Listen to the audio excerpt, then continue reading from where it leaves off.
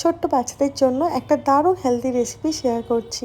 Oats vegetable, যেটা breakfast, lunch, dinner যে কোনো টাইমে দেওয়া যেতে পারে।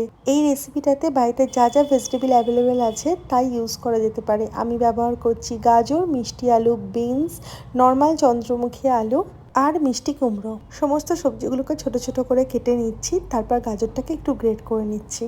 একটা প্যানের মধ্যে বাড়িতে তৈরি করা ঘি দিলাম, তার মধ্যে জিরে ফোড়ন দিলাম, আর যা যা ভেজিটেবল কেটে রেখেছিলাম সেগুলো একদম কম আছে একটু নাড়াচাড়া করে নিলাম। তারপর ইউজ করছি পিঙ্ক সল্ট।